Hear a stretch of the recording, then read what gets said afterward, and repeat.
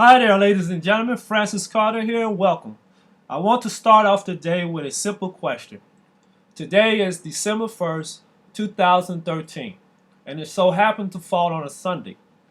And because of that, I want to ask you, have you ever heard of the saying, death and life is in the power of the tongue?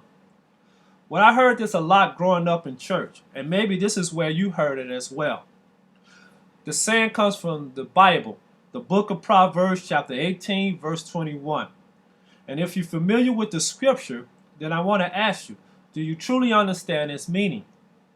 I know for myself, I didn't for a long time. I always wonder how could something as small as the tongue control something big like life and death?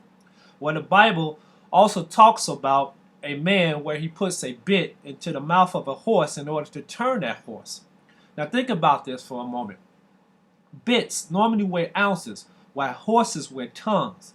Yet we can control this big animal with such a small thing. A helmsman uses small helms to turn and control huge ships. Imagine something as small as a helm turning a big ship. Amazing. One of the commonalities that I understand and learned about this is that with a bit, a horseman can turn his horse around. With the helmsman can turn his ship around.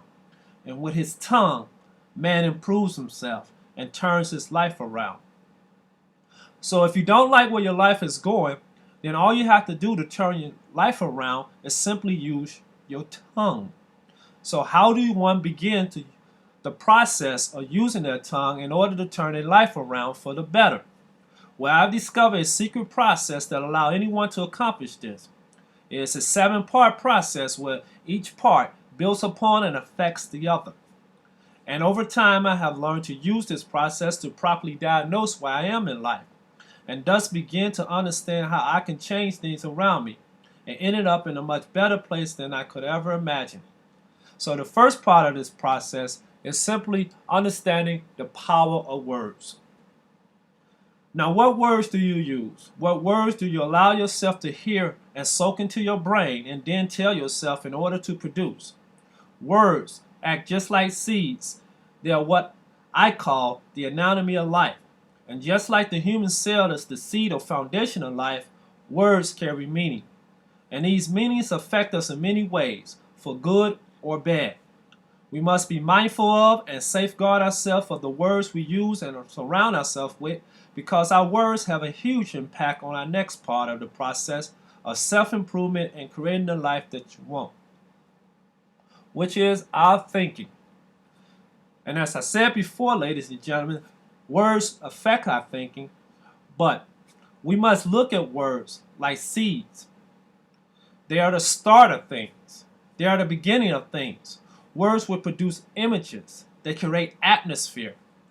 If you can change the words you are hearing, change the words you are speaking, you will begin changing your thinking. For example, if someone used words and spoke negative to someone all their lives, it will have a huge effect on the way they think. This may cause them to feel low self-esteem. It may cause them to feel that they no longer belong, or have a train of thought that's always negative. However, if someone used words and spoke positive to someone all their lives, how different would a life become? What words have impact your thinking in life? Now, I believe people should always try to think on things that are honest, pure, and of good report, because through our thinking, we can balance the next part of this sequence, which is our emotions. Now, what are emotions? Emotions are feelings on the inside that's caused by pain or pleasure to try to move you in a direction. Emotions are neither good or bad. Like fire, for example, fire is neither good or bad. It simply depends on how and where it is used. When used in a positive way, fire can provide warmth and comfort. When placed in the wrong hands or allowed to burn unsupervised, it can cause destruction. In the same way, it's with our emotions. When kept in proper content, feelings can draw us closer to our destiny. However, when you allow your emotions to control you, you will continue to make decisions that are damaging to your future. If you want to feel different, you must think different. If you want to think different, then you must change your words. Now let's look at our next part of the sequence, which is our decisions. Now, we must remember that we are free moral agents in this game of life, and with the ability to make our own decisions. It is the responsibility of the individual that determines the level of success or failure they experience by making a decision that either lines up with what they want out of life or against it. So if you're not where you want to be in life, then remember this. Your current position in life is the result of your choices you made. The way one feels will affect the decision one makes. See, life is a series of decisions. Foolish decisions cause foolish behaviors. And if your behavior is not in the direction you would like it to be, then check your feelings that you have on the matter. Now, in order to bring your self-improved desires into reality and create a lifestyle that lines up with the way you prefer, then a fifth step is required and is crucial. It is called actions.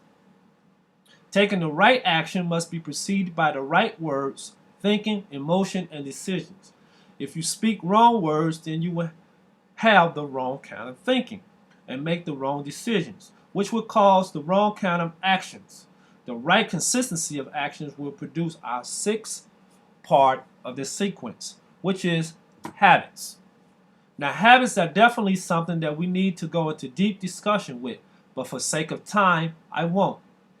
There are a lot of points one needs to understand about habits that are very helpful. For anyone who would like to have a more in-depth meaning of the subject, please contact me for the free resource. But for now, just remember this. Your words, good or bad, will produce good or bad thinking, and your thinking will affect your emotions, for good or bad. Your good or bad emotions will have you making the right or wrong decisions, which will cause you to take the right or wrong actions. This will produce or cause you to form the right or wrong habits, which in turn will produce the seventh and final part of this sequence, the right or wrong character. Now, character is crucial. It's a critical part of your success in life. You won't go very far with bad character. It will hinder what you want to do with your life and will ultimately destroy you. Character is the most important part, in my opinion, of this sequence because it absolutely determines how much goodness will be released into your life. Character is doing what is right because it is right. It is who you are when no one is looking. It is based on who you've been hanging around, your habits you develop, and the words that you allow into your heart. So, there you have it. Those are the 7 parts of the secret process you can use to turn your self-improvement desire into reality, to create the life that you want, which will lead you to your destination. So if your life is not where you want it to be, then go backwards and check your character. If you don't like things about your character, then take a look at the habits that you have formed. From there, your actions. Most likely the consistency of your action. From here, take a look at the kind of decisions you make.